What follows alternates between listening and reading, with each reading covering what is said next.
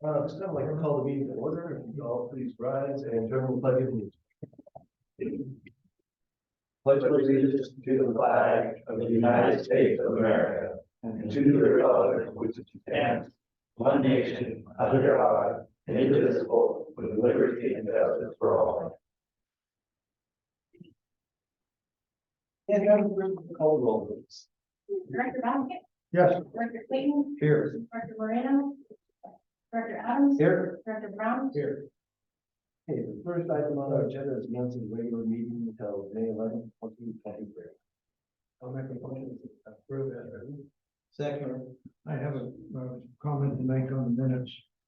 The last item on there should be followed up by a follow-on conversation that I had mentioned during the meeting as a correction through what was stated, or in addition to what was stated on the minutes. So I appreciate if that gets corrected. Other than that, I would vote yes on. Director Basket, this is on for approval of the minutes with or without modifications. So if there's a specific modification in the minutes that you would like to be made, you'll need to articulate what that is, and then the board can vote whether they want to make that change or not. I will make specific recommendation to amend one item. That item is item number 14. And the item where they want amended is there's no comment from me, back to Director Adams, regarding the termination of the hangar. And I stated that made a statement, and the statement is, I always stand behind what I say and what I do, and the termination in court, which you would agree to, was for no reason. So those additions should be in there. Then if that's the case, those are added, and I can make a motion to be approved as amended. Okay, is that specifically what you want the amendment to be? Yeah. What you just stated? Okay, and then it would go to the board to vote whether they want to make that change in minutes or not. So, all those in favor of making that change, say aye. Aye. Opposed? They, I'm gonna go no, we're good here, this is good. Good, and then that was public record, so. Mr. Vice President, then you would need to call for a vote to approve the minutes as written, as moved by Director Brown and seconded by Director Clayton. Okay, but I'd like to make a motion for call the vote on the minutes of the meeting.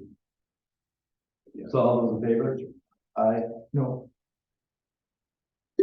Let's move down to committee reports.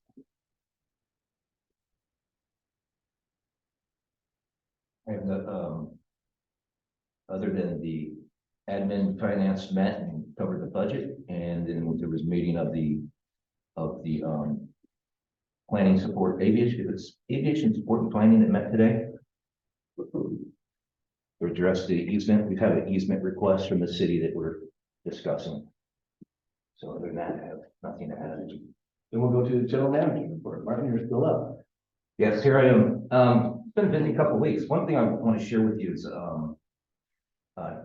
Nash did a great job, President Moreno, and he organized a tour last week with a group of kids from an aviation club at Orcutt Academy, and asked me to participate, and I did, and it was kind of seat of our pants, but it couldn't have been planned better. With the tower was great. We called Teresa Artcraft, and she said, sure, come on over, have her A&P on the fly, make a presentation about a project he was working on, a plane that was opened up. Fantastic presentation. Then her painting supervisor, took him into the paint booth and explained how everything worked. It was awesome. And then on the fly, we were driving by the construction site, and by chance, Brett, the superintendent, was present, and a couple of Tortelli's engineers arrived for a meeting all at the same time. So we had a conversation about construction, airport construction. And then by chance, the fire department was out training, and the kids got to watch the fire department along with county fire do live fire training on a fire simulator. It was here for our annual live fire training. So it was great. And I just wanted to thank everyone that was involved and supported that. And we hope hope to do it more. All right, that's great. Move on to our next agenda is manager of finance administration. I provided you the demand register for your review and approval. Make a motion to approve. Second that. Any questions? All those in favor? Aye. And we'll go to our district council report. Thank you, Mr. Vice President. First, I'm very pleased to be able to introduce my new colleague, Daniel Chung, who's here observing the meeting tonight. He's been with us about a month, and I won't go through his entire extensive but very impressive resume, but he most recently came to us from working for the Utah State Legislature. So we're very happy to have Daniel, and he's beginning to help us on some of our public agency clients, including the airport. There is one matter I wanted to point out with regard to the agenda tonight. Director Bastet caught and pointed out that on item number 9, this is the resolution approving our appropriations limitation. Because it was brought before the public at the first meeting of the month, usually it's the second meeting of the month, so we only have 14 days between the two meetings, and the statute we were required to have that sit from the public 15 days. So we'll have to table that and bring item 9 back for approval of resolution 926 at the next meeting. Thank you, Mr. Vice President. Now we'll go to public sessions, which statement of the floor will be heard during public sessions. Request to speak forms provided those listening to address the board. After completing the forms, please give it to the clerk. The question by the board action will be referred to staff and brought on the next appropriate agenda. Members of the public will be invited to speak on agenda items as they occur. Staff reports covering agenda items are available for review in the office of the general manager. On the Tuesday prior to each meeting, the board will establish a time limit for receiving testimony. The board reserves the right to establish further time limits for receipt of testimony. At this time, we have none. Give it to the clerk, please.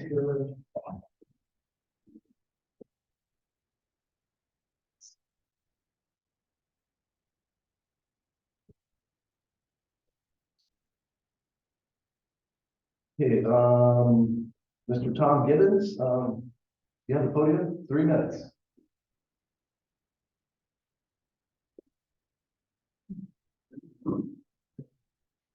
And I think the minutes here is 5 minutes.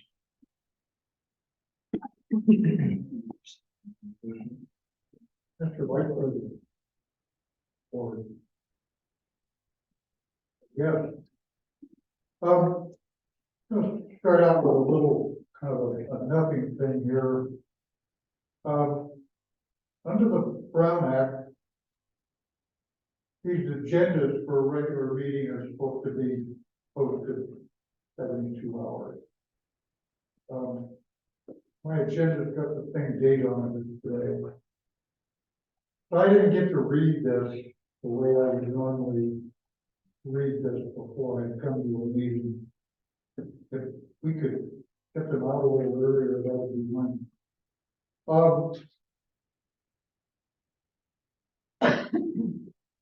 You're projecting that you want to kind of group all these things and kind of say a sachet and get them all done with the same time, putting the meeting together. But that disenfranchises the public. Most of these don't meet minimum standards for explaining what they are. And most people wouldn't know what they were anyway. It's kind of nice to give a good description on what you're going to talk about. This causes low attendance on this end, and I think it would disenfranchise the public. You guys do what you want to do. You're running this thing, but it's really a poor way to do business when people out here are the ones that are paying money in this district and we're renting hangars and we're flying aircraft. And this roll call vote thing, just again, this side of the house, something that we're not set up to probably look at it that way. But you guys do what you want to do, and I can deal with a little later, but, I don't want to drag the meeting down, but I did notice that on item D, said public employee performance evaluation government code section 54957. I just thought that was the one I hadn't seen in a while, and it's set up in the Brown Act for closed session to discuss security requests, and I just wasn't sure that was the right number. But I'm not gonna bore you with this, I'm gonna let you guys do what you wanna do, and maybe we can start helping Nash a little bit, so he's not making motions or seconding things.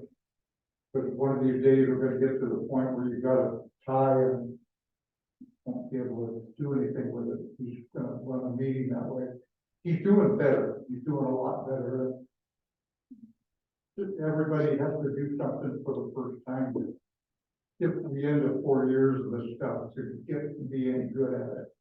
But if you guys, if some of you have been here a couple of terms and one of you has been here many terms, but if you guys could help him, it would make it a little easier to run the meeting. Keep it all out, paper trail. Thanks, Bob.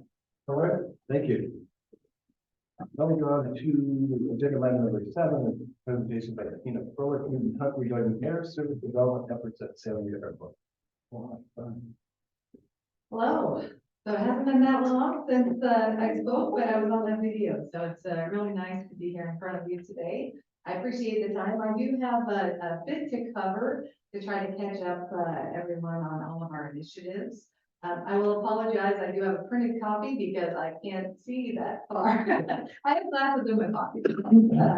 I can read better. And in the future, I'm going to make sure to have the font a little bigger for everybody. It is a little bit further away. So a few things I'm going to cover today. First, I wanted to give a quick introduction to Mead & Hunt. I know some of you are very familiar with our firm, but I wanted to introduce you to our team, the Air Service team.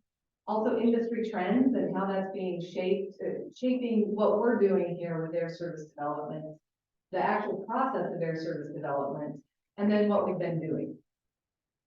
So first, our team. So Mead & Hunt's actually an engineering architecture firm of over 1,000 people across the U.S.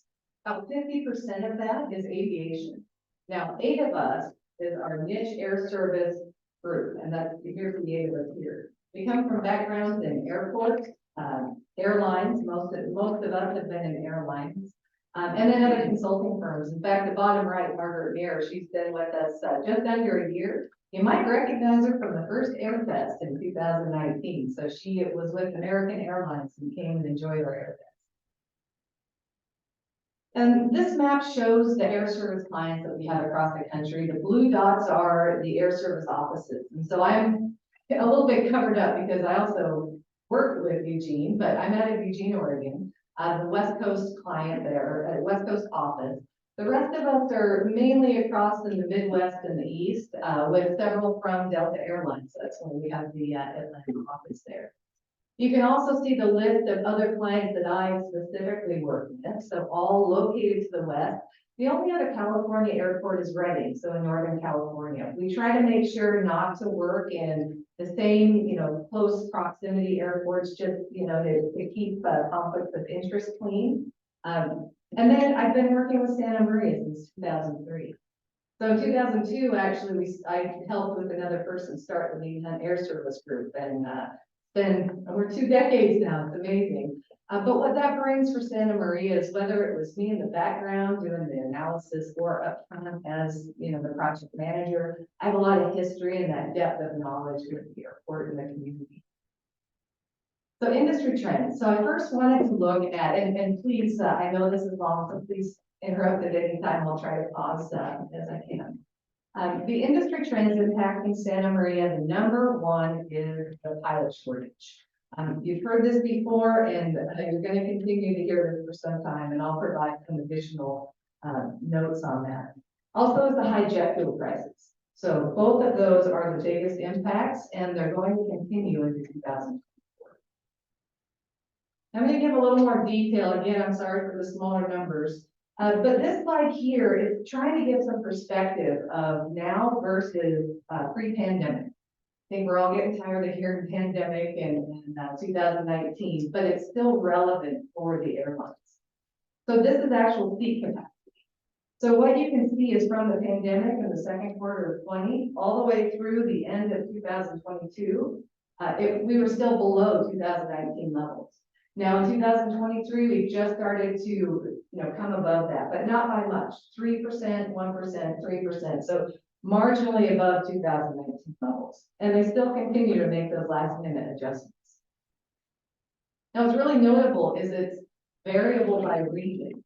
So it's the markets with strong destination components are the ones that got the capacity back first. And we all know why. People, when they did want to get back out and travel, they wanted to go have fun, they wanted that leisure, wide open spaces type of vacations.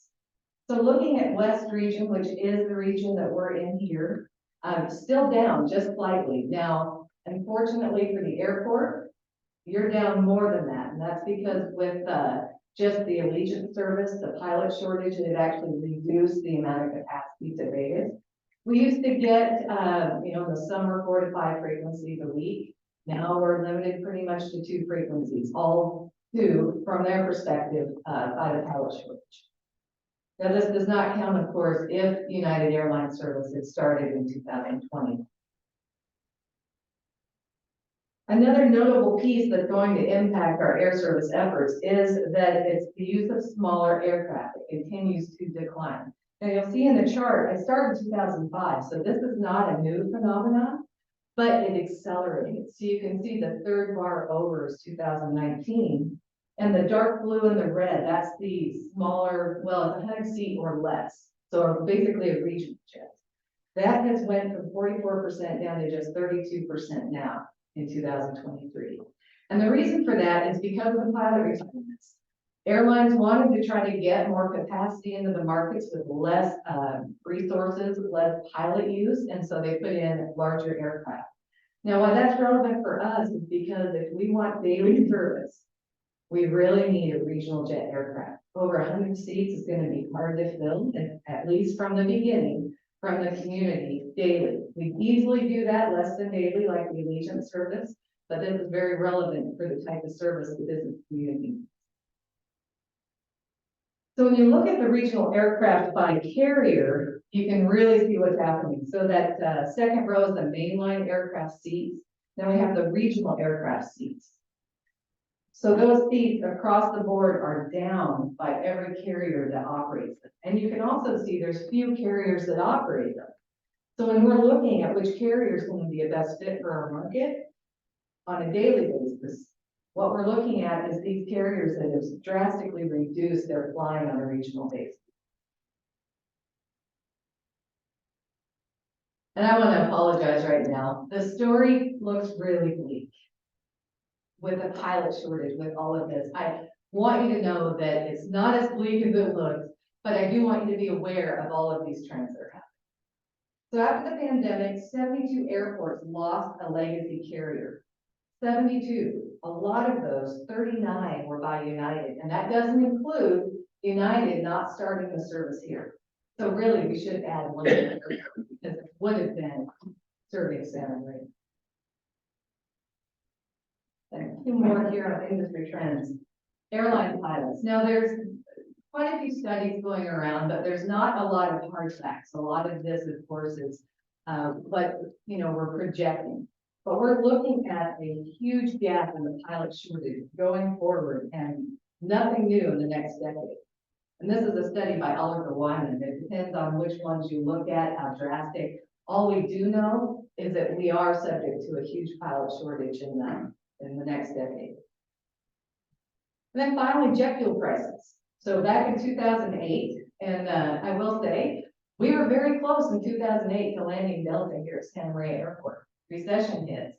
And when the recession hit, the jet fuel prices skyrocketed. That was a new record. And what they did is said that regional flying is too expensive now for the jet fuel prices. Well, in April of last year, we hit a new record with the jet fuel prices. So it has come down. It's moderating a little bit, but we're still above where we were just last year. 25% higher than 2 years ago. So with those trends, I wanted to kind of recap, all of the air service and how specifically that has impacted Santa Maria. So, we started back in the early 2000s, had the United service to LA. We then got Allegiant service to Vegas. They did, then recession hit, it set back our efforts with Delta. So we kind of started over there. 2012, we got Allegiant service to Honolulu. Well, Allegiant decided that that didn't work for them, and so they canceled all service to Hawaii, even though our load factors were fantastic. And 2015 comes, United retires their turboprop Brasilia aircraft. So we were able to negotiate for them to fly the regional jet to San Francisco. More expensive, bigger aircraft, 50 seats versus 30, but we successfully got them in the market. To no fault of our own, they did not file GSA fares. They just lost it in the shuffle. And then they also had a problem with their local fare pricing. So again, not a Santa Maria problem, but we lost hub service because the service didn't perform on those issues. So we had Mokulele service that had its own set of issues. And then in 2019, we recruit United Airlines. First time I've seen it in over 2 decades of air service consulting. They were going to start San Francisco, LA, and Denver in June of 2020. Pandemic, they pushed it back, and then they said, okay, and then they said October start, and then they started the next year, and they finally said, pilot shortage, I'm sorry, we can't do this right now. So now we're starting all over again. So each of those cases had nothing to do with Santa Maria and the community piece. It all had to do with the industry trends that we continue to watch. Any questions on industry trends? Or am I speaking? So next I wanted to go through the basic air service development process. So with this process, you can see there in that, I love this photo, we have Jim Bray there in the corner of, and Carrie's there at, wrapped attention at our conference during an airline presentation. But when you look at what air service development is, it's really to maintain and expand on a level of air service that meets the community's needs, and that's sustainable and profitable for the airline. It's really the lifeblood of the airport. A lot of airports, that's how they are able to get the revenue that they need. It's also the lifeblood of the community, is how business does business. And who do we speak with? It's the airline network planners. It's not the CEOs. It's not the presidents. It's always at the base level, the network planners, because they determine where, when, what, and how often to fly. So it's that base level planners that we speak with. And here's what we do. So starting at the top of the chart, you can see, I hope you can see, the market assessment. That's the beginning of everything. Determine how many people are flying. The next is what is the right airline fit. Then you build the business case.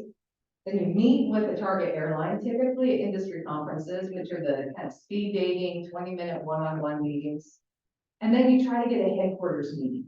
Now, those have been harder to get within the last couple of years. A lot of airline staff started working from home, like a lot of us with telecommuting. They're finally getting back into the office, but they're still really restricted. So we have had some more trouble than we used to getting those meetings, but I'm optimistic for the end of this year. Now, if we're successful, we move around that circle in the negotiations, planning the service launch, and route sustainability. Now, if we're not immediately successful, you go right back up to the top. You reassess, you keep the data up to date, you find new data sources, you continue to make that business pitch. So now roles.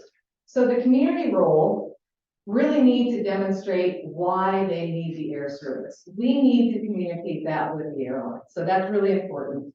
Provide that information on travel needs, and then partner financially where it's applicable. Now, we're fortunate here with non-airport revenue sources that we've been able to do some of the revenue guarantees. A lot of communities don't have that money. So the district is sitting in a very optimistic position compared to other communities. Many have to rely on the business community. Airport role is really to educate the community, keep that realistic expectations of what's possible with air service, and to relay that airport incentive package to each of the airlines. And then there's my role. I'm that liaison. I'm between you, between the airline. I help gather the data, make sure we have the most up-to-date, most industry forward data out there, which we have done. And then maintain those relationships. So I really, that's where I come in, is compiling the business case, using my relationships to get those, meetings with the air carriers. So when we're talking with these carriers, we have to keep in mind our strengths, and we also have to keep in mind our weaknesses. So from an airline perspective, the business community, Vandenberg, strength, huge air service demand, it's there. Central location, easy access off the highways, growing population, business forward population, strong tourism base, the district that has the flexibility, low cost, free parking is a good thing. And the facilities with a long runway length. There's just some air carriers that can't operate certain aircraft at the other airports on the Central Coast. Challenges, those other airports. So the proximity of San Luis Obispo and Santa Barbara are definitely detriments. Now you ask, I hear this all the time, people asking, well, why did they put in that service at San Luis? Why not us and Santa Barbara? And it's because when an airline looks at a map and says, here's Santa Maria in the middle, why would I serve Santa Maria? I'm going to serve the two farther if I'm going to have two operations. So that's definitely a location is an issue. The loss of previous hub service. I can tell you, and I can tell the airlines all day why the service didn't work with the GSA fares, and that's the government fares, I didn't clarify earlier. And then I can say that local fare, all of that, I can blame everything I want, but they're gonna go back and they're gonna look at that data on their spreadsheet and say, look, those load factors, they just didn't come through. Why should we do this service now? They didn't support it then. We had Portland service by Allegiant, Phoenix Mesa service. Both of those came in and out. Allegiant tells us, well, the demand just wasn't there. Well, then you go back and you look at the schedules, didn't work well. You look at the timing, 2021, California of all places was hit very hard during the pandemic, still in a lot of closure situation. So we have all these reasons, but that lack of historical data or data that can inform is very difficult to overcome in our conversations with airlines. There's some unfamiliarity with Santa Maria versus Santa Barbara when you get farther East Coast international, just not as much name recognition in Santa Maria compared to the other two. And then the economic and demographic perception. As much as agriculture is a huge industry in the area and does drive a lot of travel demand, it's not necessarily known for that. So Windset Farms and all of their travel, we try to express, it's not, we're not just some, agricultural community, we're talking big business. And those are the things we have to overcome when we talk to the airline. So now setting expectations. What is realistic air service for us at Santa Maria? There's no low-hanging fruit anymore in air service development. A lot of airlines out there, a lot of markets. If there was a market that just screamed, I am going to make you a ton of money, they're flying already. Also, competition is fierce. There's a lot of money out there. Between all of the CARES Act funding that people have reappropriated, between just communities struggling and saying, look, we really need this air service. So they come together and pull some big dollars together. That means that just having a lot of money doesn't necessarily mean you're going to get that service. You can't just throw money at it. And then nonstop service beyond 1,000 miles is unlikely as a starting point. So when you look at the cost of air service, the farther the stage length, the more fuel, the more pilot hours, the more other crew hours, all of that adds up to being more costly. And so what they really want to look at, especially starting a market, is within that 1,000 miles. So when we go talk to a carrier, we keep that in mind because we know that that's their internal limitation. And then finally, you also have to look at what type of airline. Do they already serve the Central Coast? Because on the good side, it's the best service for the Santa Maria Valley. An American, United, and Alaska, they offer hub service, that connectivity beyond the national transportation system. That's the ideal carrier. But what they say to us is, we're already getting Santa Maria travelers. Why would we add service in Santa Maria if they're willing to drive? So that's, again, something we have to overcome if it's a carrier serving the Central Coast. There is an opportunity with them though, and we're getting close to that. So once they have so much service, and it could be 3 to 4 times daily out of either airport, What they say is, if we just add one more flight, it's not gonna connect to anything. So our argument to them is, so add it in Santa Maria at the optimum time, and then you still hit that hub, and you get all of the premium air travelers that are willing to pay an extra fare over driving to another airport. Now, new airlines, the best thing with that is they can serve the whole region. Allegiant Air, they serve the entire Central Coast. So that type of carrier is perfect for Santa Maria. Does not offer the service that the business traveler wants, but as far as being able to serve from one central location, they're not going to serve one of the other airports. Allegiant tried it, didn't work out, so they stuck to Santa Maria. Because they realized the low cost of the airport, the free parking, all of that for ultra low cost carrier is very appealing. And so that's most likely the carrier that we could see adding service in the Santa Maria. Now, when you look at what market opportunities to target, the first place is to look where are people flying today. Now, since we don't have hub service, we have to use more creative resources. So we look at basically booking data. When we look at booking data just for the Santa Maria area, we see where they're driving. So are they driving, you know, to San Luis, are they driving down to Santa Barbara, or all the way to LA or Burbank? So we have data that can tell that. And then we extrapolate to determine how many people are doing that. So the total number of passengers, you'll see that one column that says PADU, that's passengers daily each way. And airlines like to look at it that way because they can look at a number and say, can I fill a 100-seat aircraft? Oh, look, we have 57 PADU to Vegas. I can fill 76-seat aircraft with fairly good load. So that's why we use those numbers. Now, as you go down that list on the top ranking, you'll see Vegas.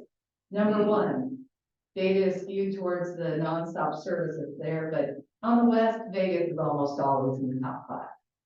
Then you see Denver. Clearly, there is some relationship with Vandenberg and some of the Space Force travel and the contractors that come and go. Phoenix, and then Seattle. Each of those are hubs. Each of those are within 1,000 miles. And so then the next question is, what's the right aircraft? And then which airline could provide that service? So when you look at the target markets, major airline, they offer the hub service with connections beyond, typically higher fare, but they will provide that connectivity. The low-cost carrier, low fares, but limited and no connections. Allegiant twice weekly service to Vegas. So the incumbents have less risk with their existing operations. A new carrier provides more competition, but higher risk. Do they have that aircraft we talked about earlier? A mainline aircraft daily is just going to be too expensive and too hard to fill at the outset. And does the airline serve the other airports? Because we have to change our messaging to the airline as they do. And then finally, on the approach to air service, we have to keep in mind that our interests and the airline interests are very different. So if you see that top right, that is what the airline wants. That's their best assessment. Get high airfares, high load factors, the plane is overflowing basically, and no competition in the market. That's what they want. What do we want? Low airfares, low load factor, and highly competitive. So we have to meet somewhere in the middle to be able to hit both of the parties' interests and be able to come to an agreement. So finally, what are we doing? So now we know the industry trends, we know the approach to air service development. What all have we been doing to try to achieve this? Well, I will tell you, compared to every other airport and client I've worked with, we are doing everything we possibly can. The Santa Maria Airline recruitment team has been aggressively pursuing air service. And it didn't stop during the pandemic. Some of our positions had to change. You know, we couldn't go to those airline headquarters, so we did virtual meetings. And then GPS data became more prevalent. We do every GPS data study we can. We look at inbound visitation, we look at outbound visitation, we look at the whole Central Coast, and then we look at just Santa Maria so that we have the data to be able to approach any airline with exactly the targeted data that we need. We've also done route forecasts. We did that. So our last meeting that I was on virtually, we applied for the Small Community Air Service Development Program grant. So with Tom and Suzanne's help, we came together with some great letters of support for for the application that's submitted. Hopefully we'll hear by the end of October that it's a positive. And it's another toolkit, you know, a tool we have in our kit to be able to recruit an airline. So I talked about those one-on-one meetings, industry conferences. We attend as many as possible each year. So just last month, we did the Allegiance Airport Conference. They asked all of their incumbent carrier airports to come in. We go, we talk about existing service, and we also pitch new opportunities. The Meeting Hunt Conference, we host this annually. This last year, we had 12 airlines, and I was able to secure 9 meaningful airline meetings with, for Santa Maria. So that was, in February. Jumpstart coming up just in 2 weeks. Mark McCary and I are going to be at Jumpstart. We're going to meet with American, Breeze, and Southwest. Hopefully, maybe 1 or 2 more carriers will be added to the list, but we are looking forward to touching base with those airlines. And then we also did Routes America. It's not every other year, it's in the US, so this next year we won't be able to attend. It's in Bogota, so I don't think that that's the right conference for us. But then in the end of the year, we will start doing more headquarters again. Our number 1 is United. We want to get United back. We tried to be on their radar, but the pilot shortage is a problem. And then incentives and other studies. So finally, this is the last piece of my presentation. I wanted to walk through, and I don't think you'll be able to read that well. I wanted to walk through the recent airline communication that we've had. So first, Alaska Airlines. And a lot of these are the ones we met with just in February. It's only been a couple months since the last meeting with most of these airlines. Alaska Airlines, our target is Portland and Seattle. Now, when we last talked to them, they had very strong performance at Santa Barbara and San Luis Obispo. Excellent news, because we are pitching. You are serving them adequately to continue to serve the entire Central Coast. You should add Santa Maria because of that bank thing. Why add a flight that doesn't connect to anything at one of the other airports when you can add it for a low cost at Santa Maria? Now, unfortunately, because of the pilot shortage, no new market adds in the short term, but there is good news on the horizon. They've started looking again at Portland. So Portland, they dropped down, and to this day, they're about 1/3 down on their capacity from pre-pandemic. They're refocusing on it, which is a really good thing because Portland's a great hub. Allegiant, last meeting was, as I said, just last month. And then we had the Mesa, the Phoenix Mesa, the Portland services. Again, they cited the pilot shortage, but if you look at performance for the Mesa and the Portland services, we had an average in 2021 of only 38% to Phoenix Mesa. Now I have to tell you, our Phoenix numbers are fantastic. It's always been one of our top markets. So whether it was timing or, being in 2021, whatever it is, unfortunately, that hurts our efforts in trying to get them to add the service back. But we're going to keep trying. American Airlines, the target is Phoenix. So we had them, and this is on one of my slides, I mentioned staff turnover and the issues that causes us. With American, that is our number 1 issue. We had a gentleman, Roberto, who absolutely loves Santa Maria, and he would go staff to staff and tell them, look, we need to add service to Santa Maria. He has since moved on. Margaret, that's our fault. I took her from, since she's now with Meeting Hunt. We had her sold on it. So as soon as we sell someone on it and they're getting ready and we get on the short list, staff turnover happens. And because we are a risky market, because we don't have historical data to go on, it is flat out a risky market from an airline perspective. We have to get them engaged all over again. And that's happened to us with United. So Delta Airlines, now Delta's a tough one. Delta, they started the Santa Barbara service and then they had to pull it out during the pandemic. So in mid-2020, we talked with them on the virtual headquarters call just in December, and actually with the new general manager of the West Coast. And he said that they are focused on trying to get that service back to Santa Barbara. There's not going to be much chance that we can get them to do Santa Maria instead of Santa Barbara because they were successful there. So why would they take a risk in a market they don't know when they already have success in the market they do? Now, once they enter Santa Barbara, I'm hopeful that we can get them to expand across the Central Coast. But right now, that's probably the lowest of all of the major carriers.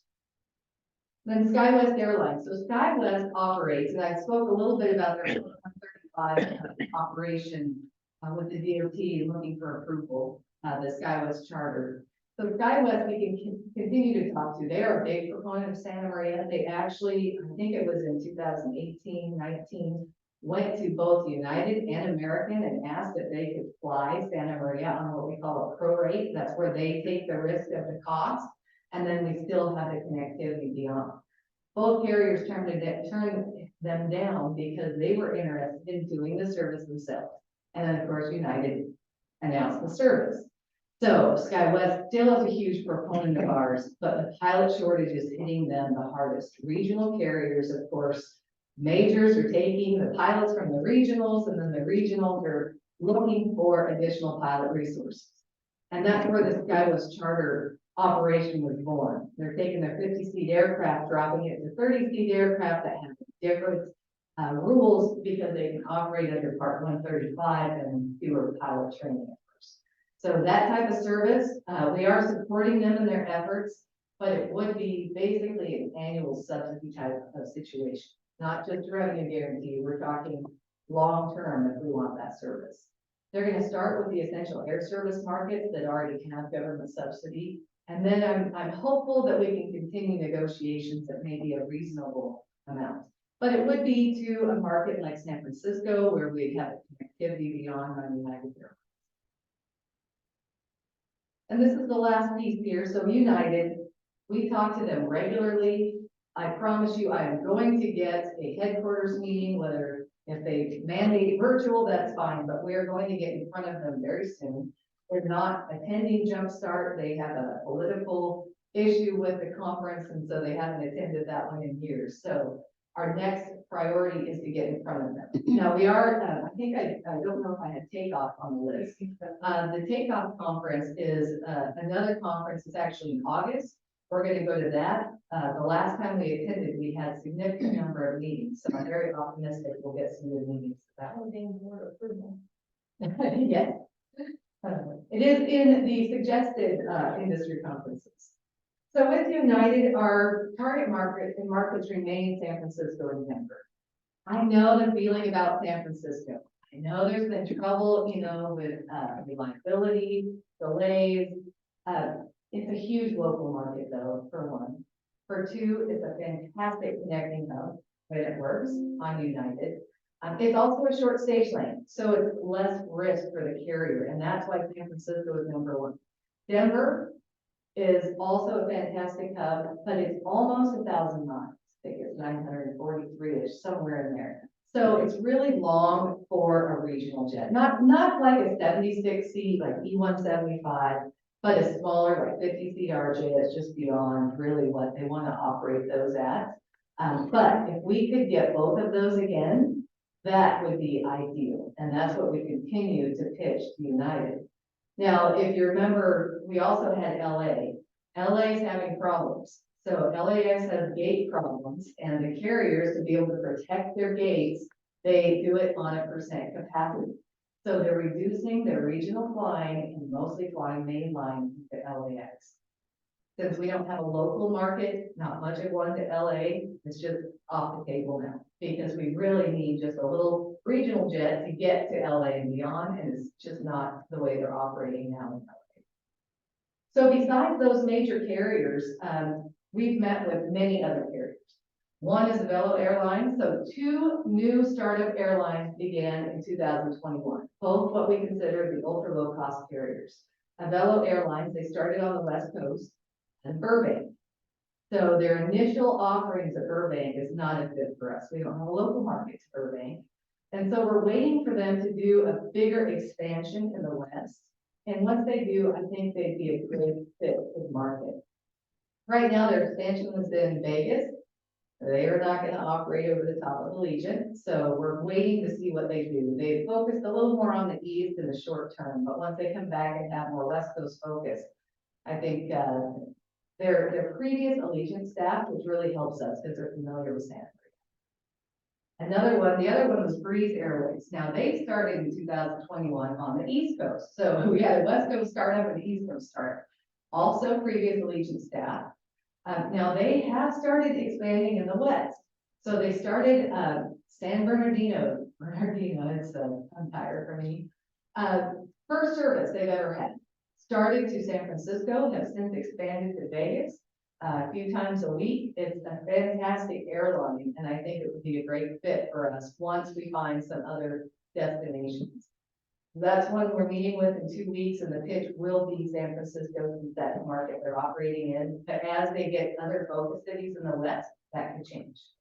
We also talked to Hawaiian. We got fantastic numbers from Allegiant back in 2012 to argue. They're getting some new aircraft in, and once they do, they're going to reallocate and be able to expand. And they're also going to start doing less than daily. So they haven't been known to do anything but daily, but that is in the cards for them to start less than daily, and we are on their radar and our interest.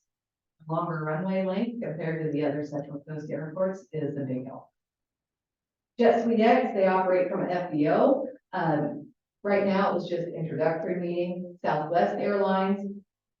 Before Southwest entered Santa Barbara, we had multiple meetings with Southwest, and we argued Santa Maria, Central, all of those reasons that, we talked about on the strengths. But the weaknesses in this case is what got us, historical data.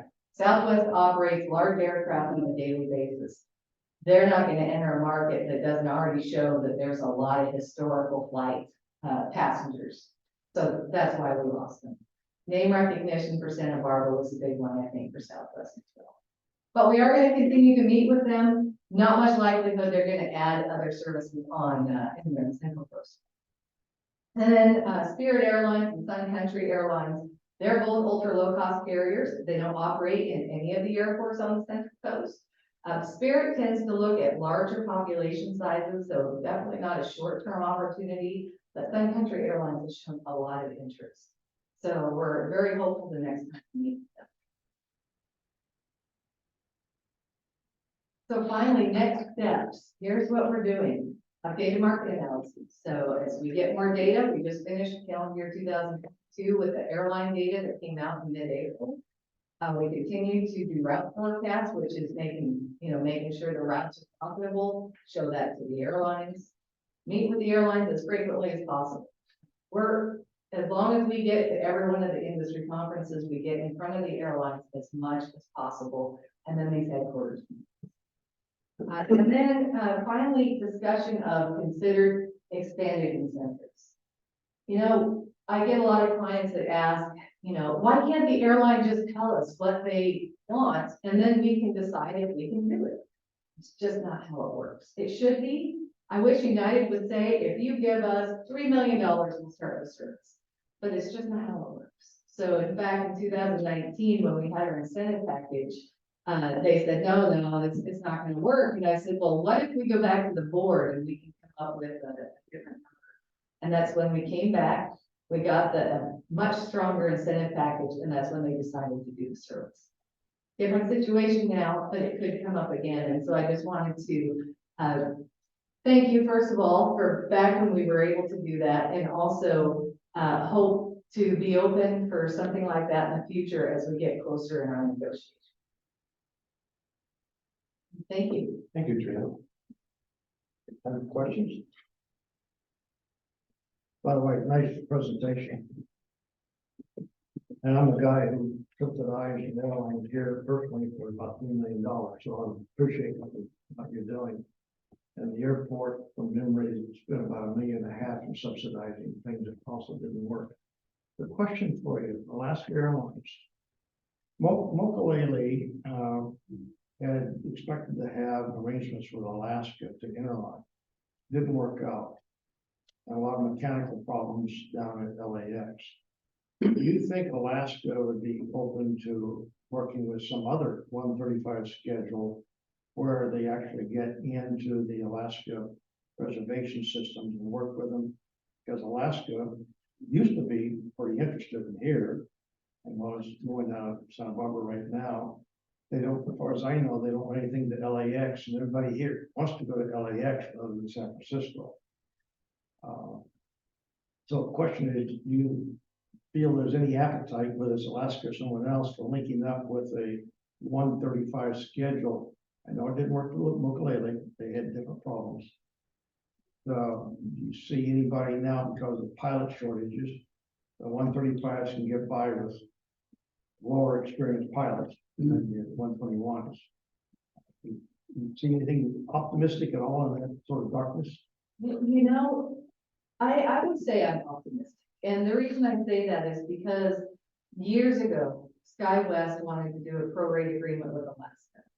And they were only able to get one with United. They started one with American, that has since fallen off.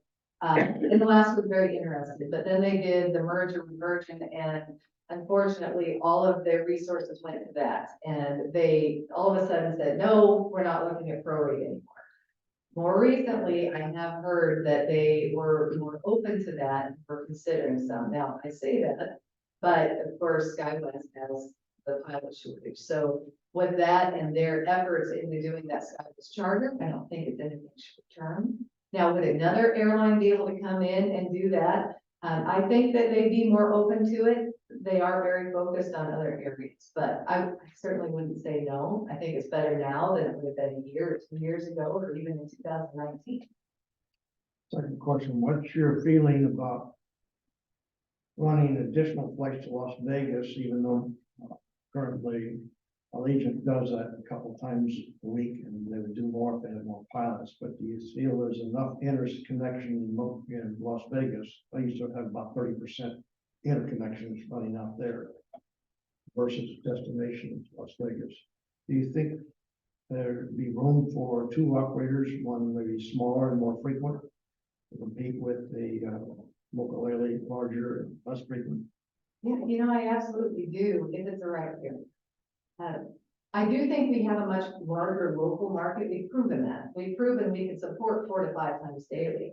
Now, we just talked to Legion about their course schedule, you know, going in on late on Friday and coming out early on Sunday. It was killing us. No one wants to do that. So because of their reductions, I don't think they're meeting the demand in the community. So if you're talking about a carrier that doesn't have any connectivity, I do think there could be, you know, some expanded service there and be supportable. Do I want that? Probably not, because I want Allegiant to just be able to get back to their frequency. I want a carrier that goes to another destination. Now, if they offered connectivity, and I'll say, yeah, I'm out of Eugene, and I did help recruit Southwest into Eugene, and there was concern about daily service on Southwest competing against Allegiant's twice weekly service to Vegas. And I'll tell you, both carriers are doing better than they did before. So when I see examples like that of success on carriers like Southwest that could offer connectivity, now, like I said, Southwest is really not in the cards, certainly not in the short term for any added service. But a carrier like a Sun Country, they have a little more connectivity. They at least offer some connectivity. A Spirit, they offer connectivity over Vegas. If we could do one of those airlines, absolutely. Long answer for a short question. Well, I appreciate it very much. Everybody wants airline service, and with 20 years frustration as it's shrunk and shrunk and shrunk. I came here originally with 3 airlines running daily, about 9 flights. Down. And we got bigger, bigger. Any more questions for Trina? Trina, thank you very much. Very informative. I'll just let you know, all the market analysis, GPS data, all that, that's on the iPads. Every presentation we present to the airlines is also on the iPads if you do want to look at it. And I will put this one on there as well as soon as we get that. And we've had Trina busy all day in meetings, so I have excused her after this, so, even though to say hello, so. Thank you again for the opportunity, and we were talking earlier, I hope to be able to make it out much more frequently. You know, I'd come out in 2019 and before, you'd see me at least once a year, and of course the pandemic happened and we kind of had to slow things down, so I look forward to being able to come out more regularly. Thank you. Thank you, Trina. Move on to agenda item 8, which is presentation by John Smith, Tartaglia Engineering regarding the capital improvement. You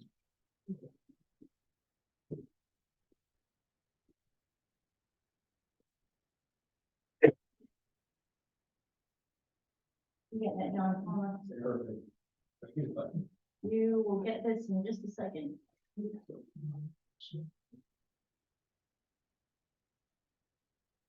Am I on the right?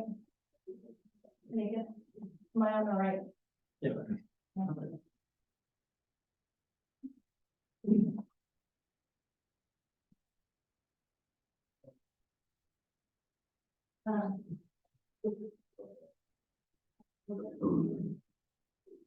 Vice President Adams, members of the board, good evening, John Smith, Tartaglia Engineering. Thanks for the opportunity. The team at the airport has put together a pretty significant capital program for next year. Tonight, I'm going to talk about just one of the major projects. And that is the landside improvement and ADA access. We all drive to the airport, we all see what it's like, we feel it, and we're gonna make it better. First, we'll review some of the existing conditions. As you know, there's plenty of failed pavement around the airport. Pavement's failing through weathering, unraveling, cracks, cold joints, exposed joints. Additional more failed pavements through rutting, trench repair failures, utility failures, things like that. Subgrade failure that presents itself as the alligator cracking, meaning there's subsurface water down below. In addition to the failed pavements, we also have some inadequate ADA and general pedestrian access conditions. We've all walked up and down the main ramp from the upper terminal area down to the main parking lot. That ramp exceeds ADA slope standards and needs to be addressed. We certainly have insufficient curbside ADA loading and unloading. You've seen the one that was built out in front of the new baggage claim area. We need more of that along the front of the terminal. We need 2 more of those, about the equivalent length. On some of our paths of travel, we are actually missing ADA curb ramps, and we have quite a few ADA curb ramps that don't meet current standards. In addition to the failed asphalt concrete, we certainly have a lot of failed Portland cement surfacing. Curbs and gutters, cracked, deteriorated, valley gutters, and certainly the concrete spandrels that are as the connections to Skyway Drive, several locations. The goal here is to bring all this up to new and improved. This slide shows the extent of the project. Wanted to mention that in 2020, we were about to do this exact same project, and it was put on hold. The airline decided to put themselves on hold. What you're going to see here in 2023 is an expansion of that project. Notice we'll be addressing the entire Airpark Drive from end to end. We have now added Hangar Street. We've added the Terminal Drive and Liberator Street. All of the primary vehicle access. On this slide, the green tends to be the better of the pavements. The stress is less. Foot of repair is less. We'll primarily be doing some crack fill and slurry seal. As you get into the yellow and the pink, the distress of the pavement is greater, and therefore the extent of the repair work is more significant. And you see the chevron there with the white and pink striping. That's full depth reconstruction. This slide was really the extent of the previous project 2 years ago, 3 years ago. But this slide also shows a lot of the ADA and concrete improvements, the 2 spandrels connecting to Skyway Drive. There you can see a lot of the ADA curb ramps that are going to be reconstructed. See the main ramp down to the parking lot and the 2 new unloading areas in front of the terminal.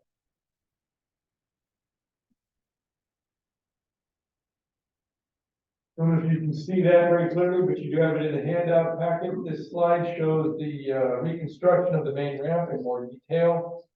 You currently have you actually have five. You have five paths of travel across Terminal Drive in front of the terminal. We're proposing to remove 4 of those and put 2 back. The 2 that go back will be of more significant attention and improvement. They will be ramped up so that the driver senses that he is going across a pedestrian path of travel. And then he'll ramp down on the other side. The marking will be more significant. The other thing that this slide does, or this improvement does, it allows us to flatten the slope of the main ramp down to the parking lot by making it a little bit longer. You'll see that it kind of looks like a T shape. Each one of those parts of the T, the top of the T is upside down, will give us more length with the path of travel, allowing us to meet ADA standards.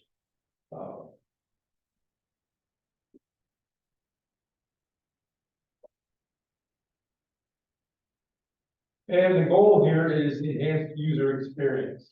If you recall, a couple of years ago, we did do a project on Airport Drive down in front of the hotel. Very successful project. We reconstructed the ADA ramps, we did some crosswalk striping, and it's been very well accepted. So we will continue with that theme as we go forward to the rest of Airport Drive in front of the terminal. Some revisions to the path of travel, continuing the sidewalk. We're trying to enhance the entire pedestrian path from the hotel to the terminal. There's one more driveway set that we need to address to make it complete. We'll be taking care of that. And then we also plan on expanding the concrete pedestrian area out of the center in terms of the terminal. There at the bottom. Let's see how that is. I love it. We're proposing some themed directional signage to provide some or to improve the experience for the pedestrian as they walk on and about the airport. That sign would be proposed at the top of the ramp, providing some clear direction. Those people walking to the terminal, to the left would be the baggage claim, restaurant, car rental. To the right would be the check-in and your ground transportation component. Going forward, September 2023 is the goal for submitting improvement plans to the city for permit review. We need to do that because of the ADA component of this. We want to make sure that our design and your money is spent appropriately and to the standard. We would expect to go out to bid in November. Construction would be complete in April. And at present, the estimated construction cost is between 1.9 and 2.6. That might seem like a big range. I think we've all experienced a significant amount of cost inflation over the last 18 months. And it is a little bit challenging to make an accurate prediction on what's going to happen the next 2 weeks, let alone the next 6 months. I think this project would be a great enhancement for the front of the terminal and for those that are coming into your airport. Any questions on this? Are there any questions for the dogs? Yes. First of all, I'm glad you're doing this. And we need it for a long time, and it's obviously gotten more expensive as we waited, so. But the question on your pavement, is it beyond the point where it can be chewed up and reheated and recast? Are you gonna have to tear the whole thing out and bring in new pavement? That's an excellent question. Director Basket is, I think you're referring to an industry standard used to be known as heater remix. It's quite popular. It's usually a kind of a production train. It's a single path operation. So the first part grinds and mills, shoves it in, heats it up, adds oil, spins it some more, then it comes out the back end as new asphalt. While I love that process, we don't have that level, that extent of distress within what we just talked about to make it worthwhile. The areas of remove and reconstruct are pretty short, so honestly, the most appropriate way to do it is cut it out and reconstruct from the bottom. The one thing that the heater remix does not necessarily do is address subgrading issue, failure, subsurface water, things like that. And we do have that in most of our leading fail pavement area. Have you looked at any of the dirt roads we have on the airport as far as putting some hard top on those? I'd love to. Okay. Sure. Both of the dirt roads on the airport are your perimeter inspection roads. And, unfortunately, we don't rate the quality of the ride very high for the maintenance guy that has to drive around the airport twice. Thank you. No, yeah, you're welcome. Any more questions for John? Sorry about that. Thanks, John, appreciate it, thank you. Thank you very much. All right, moving to our next agenda item is number 9, which we will table to a future meeting. We're going to agenda item 10, which is adoption of resolution 9.7, resolution of the governing board of the Santa Maria Public Airport District for the election of directors to Special District Risk Management Authority Board of Directors. Thank you, Mr. Vice President. We're a member of the Special District Risk Management Authority, and they are having their annual election, and the ballot is available to you, and it's your privilege to decide who you want to vote for on behalf of the district. I have some, we can vote for 3 of the 4 names, right? Correct. You go to, if you look on your agenda, the 3rd page, it shows the cast it shows the ballots for 4 individuals, and you can vote for 3 candidates. Where is that? I like the first 2 and the last one. Where is that?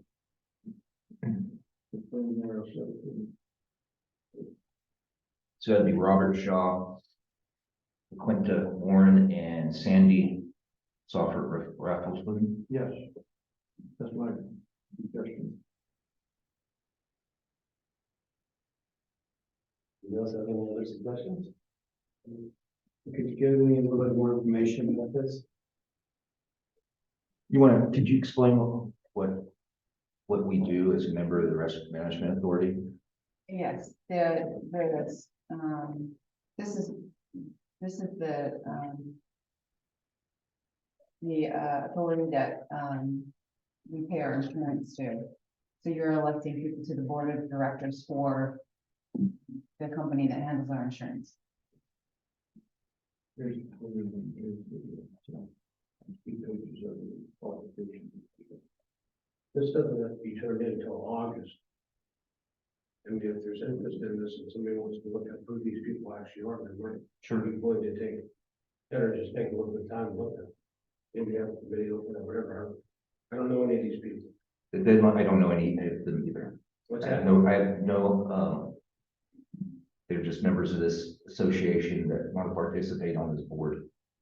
The deadline's August 8th. We have time to. Yeah. Work with this. Let's table this and bring it back in a future meeting. Yes, give me a chance to review that myself. Absolutely. Okay. On that. Go to agenda item 11, which is review and approval of the budget for fiscal year 2023, 2024.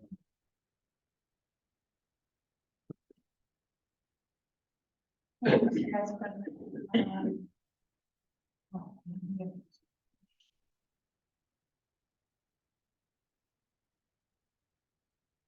so we are gonna go over the highlights of the budget. I'm not going to go line by line, but if you have questions regarding any of these line items, I'll answer those in any way I can. I will make a comment. Nash and I went through this, looked at it. As far as I'm concerned, as good as it is.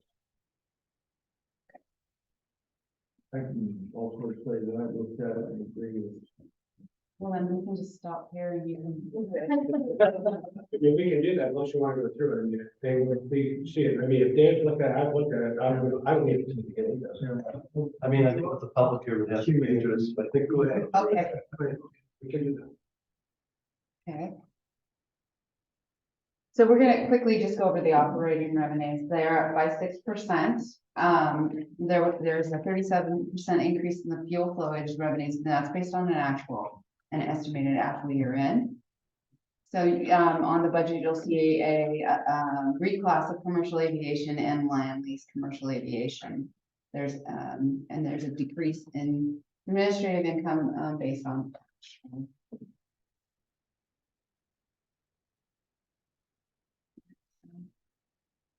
Is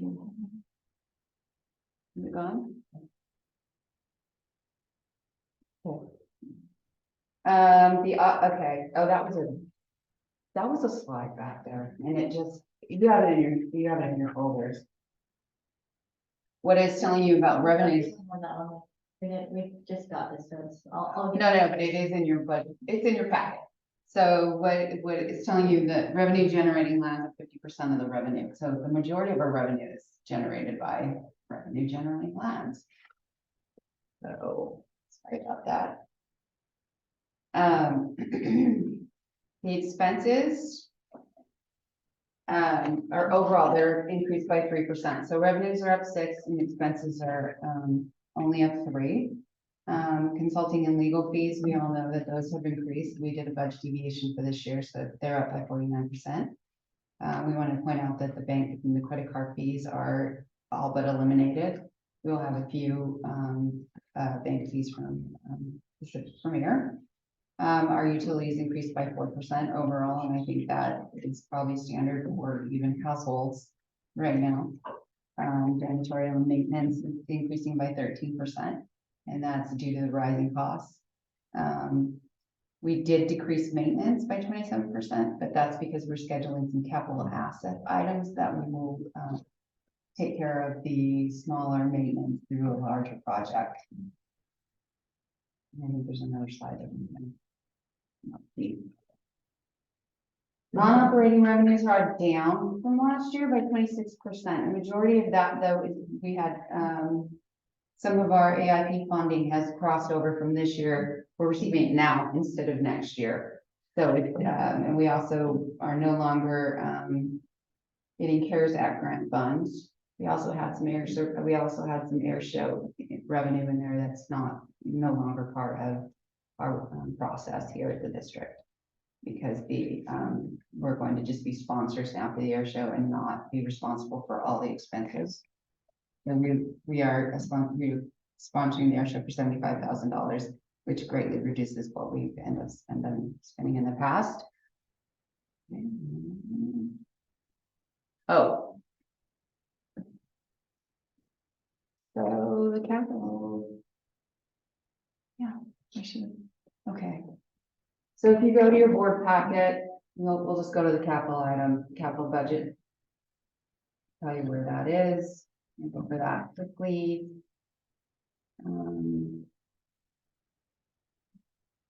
It is on page 42. I also have to look my on that.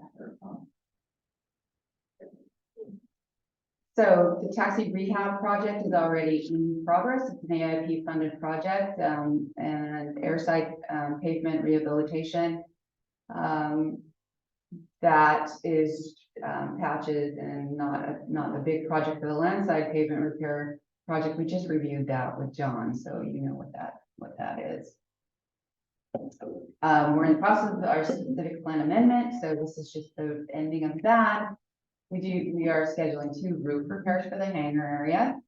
Hangar upgrades also, that would be for painting and repairing hangars. The non-staff roof is on the schedule to be repaired. We're already in the process of rezoning a parcel on A Street.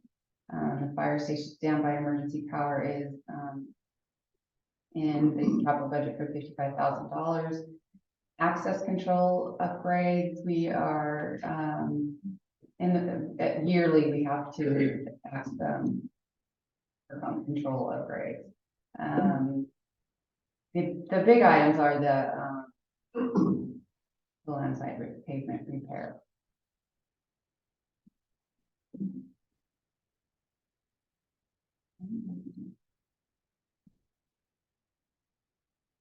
I think we're done here. The link motion, budget. Use the mouse and then put it on the side. Go ahead. So I make no other way for you. I make a motion that we approve the budget for fiscal year 23-24. I'll second that. All those in favor? Aye. We move on to agenda item 12, which is the consent calendar, is approved by roll call vote in one motion. These items are read only on the request of the board member. All the items presented for the board member's approval without discussion is a single agenda item in order to expedite the meeting. Should anyone wish to discuss or disapprove any item, must be dropped from the blanket motion of approval and be considered as a separate item. It is recommended that the staff of the board receive and file and or approve the following leases and agreements and other routine items. Authorized President Secretary. Authorization for one staff member to attend the AAE Accreditation Academy to be held July 9th through 14th in Denver, Colorado. Authorization for two staff members to attend the SWADE Summer Conference to be held July 23rd, 26th in Phoenix. Authorization for two staff members to attend the Takeoff North American Airports Development Conference to be held the 13th through the 15th in Atlantic City, New Jersey. Authorization for one staff member to attend the Airport Council International North American Conference to be held September 30th to October 3rd in Long Beach. Authorization for one staff member to attend the CalPERS Educational Forum to be held in October 2nd to the 4th in Los Angeles. Authorization for the President and Secretary to execute the revocable lease agreement between the district and Valley Art Gallery. Authorization for the President and Secretary to execute the revocable permit agreement between the district and Skydive Santa Barbara LLC. Authorization for the President and Secretary to execute consent to sublease between the district and Gresser Inc. to subsidiaries of Gresser Inc. JDP Pro Inc., DBA Central West Produce. An authorization for the President and Secretary to execute the consent to sublease between the district and JDP Pro Inc. to Sun Life Farms Inc. I read those items, make a motion to be approved. I'll second that. Madam Clerk, would you call the roll? Vice President Adams, Yes. Director Basket. Yes. Director Clayton, Yes. Director Brown. Yes. Okay, we'll go to agenda item 13, authorization for the general manager to enter into a contract with Channel Islands Roofing in the amount of $34,790 for roof repairs from wind damage to a building located at 3203 Lightning Street, San Maria. Yes, Mr. Vice President, you may recall that wind damage that occurred to the large hangar back during one of our big storms. And this is really simply a Band-Aid to make it serviceable for the short term while we work on some things we've been discussing for long-term arrangements for that hangar. My hope is it can get us through another winter, and by then we'll have a idea of what our long-term plans are, and you all can make some long-term decisions. So, Make a motion to be approved. I'll second that. All those in favor? Aye. Okay, this time we'll go to agenda item 14, which is closed session. Before we go to close it, because of all the items A, B, C, and D. And why don't we take a 10-minute break? We at 7:30.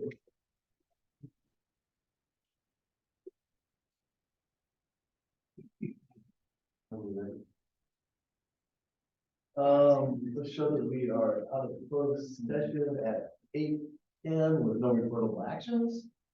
We'll go to director's comments. Director Basket. Thank you. 3 or 4 of them, we've had in the past on birds, and probably a prime example of bird issues.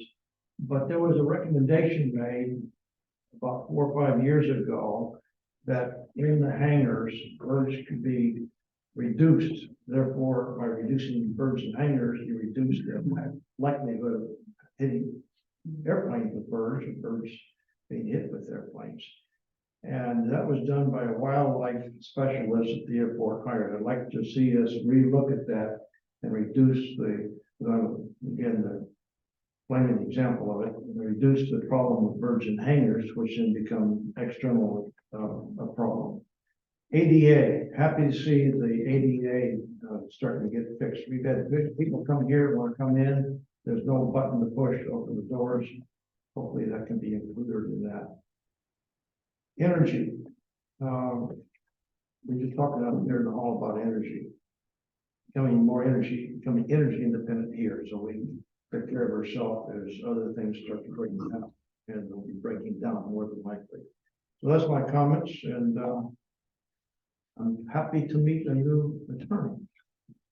Josh is a good attorney. He and I have disputes in certain areas, but I did a good job for the airport in general. So, and I look forward to meeting with you. We may have some disagreements also, but I look forward to meeting you. Thank you, Director Bassett. Director Clayton. Mr. Woodrow, I don't believe you could work yourself out of a job. And we all need you to end all of the problems we have on this airport, so that we can look at new ground that we're gonna be plowing together. So, and that means that we won't have fish and game, hopefully on our butt when we're plowing that new ground together. So I don't think you can work yourself out of a job. Please settle all those things that you got out there and let's keep moving forward. That's my comment. Director Brown. Yeah, I'd like to respond to Dave's comments, the director's comments. Number one, I'm not gonna resign, but one thing you did say that I think we need to be clarified is you said that you had a written agreement to pay back that money that you didn't pay. I'd like to see a copy of that if you don't mind, because that'll change my opinion on this, because I don't know of any agreement that you even tried to do to pay off that money. I give it to you. Then You you got order, you got order, it's the director's comment only, don't respond. Okay, Stop. you're right. Okay. Over there. Okay, I have no comment, so I would call for the motion. Second, Thanks. All those in favor? aye. Aye. Now go over, Director Brown, I'll get the thing, I can do the same thing.